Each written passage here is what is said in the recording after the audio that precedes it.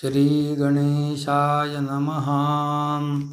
अथ श्रीशिवमानसपूजा।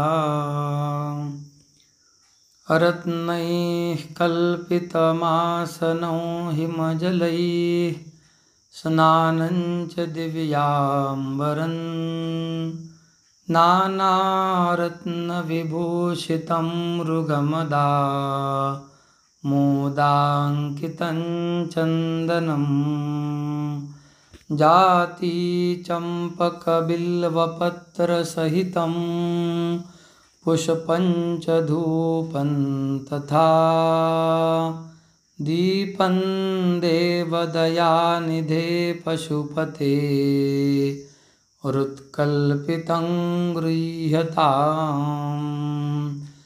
सौवर्णे मणिरत्नखण्डरचिते पात्रे घृतं पायसं भक्ष्यं पञ्चविधं पयोदधियुतं रम्भाफलं पानसं शाकानामयुतं जलं रुचिकरं कर्पूरखण्डोज्ज्वलं ताम्बूलं मनसा मया विरचितं भक्त्या प्रभो स्वीकुरु। चतरं चामरयोर्युगं व्यजनकं चादर्शकं निर्मलं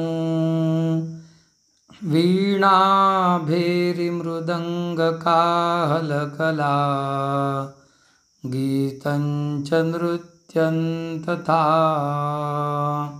साष्टाङ्गं प्रणतिस्तुतिर्बहुविधा चैतत्समस्तं मया सङ्कल्पेन समर्पितं तव विभो पूजां गृहाण प्रभो।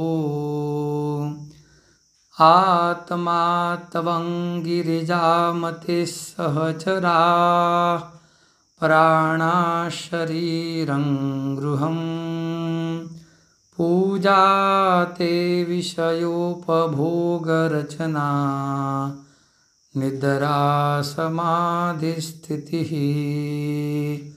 सञ्चारः पदयोः प्रदक्षिणविधिः स्तोत्राणि सर्वा गिरो यद्यत् कर्म करोमि तत्तदखिलं शम्भो तवाराधनं।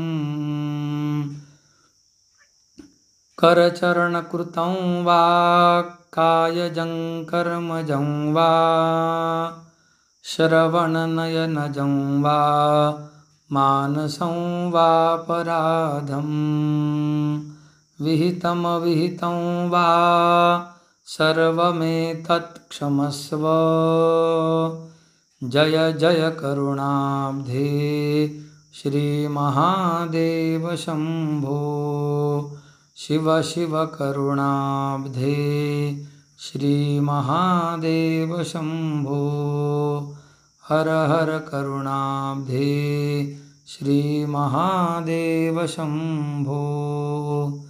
प्रातःकाले शिवं दृष्ट्वा निशिपापं विनश्यति आजन्मकृतमाध्याह्ने सायाह्ने सप्तजन्मनि मेरुकाञ्चनदत्तानां गवाङ्कोटिशतानि च पञ्चकोटितुरुङ्गाणां तत्फलं शिवदर्शनं।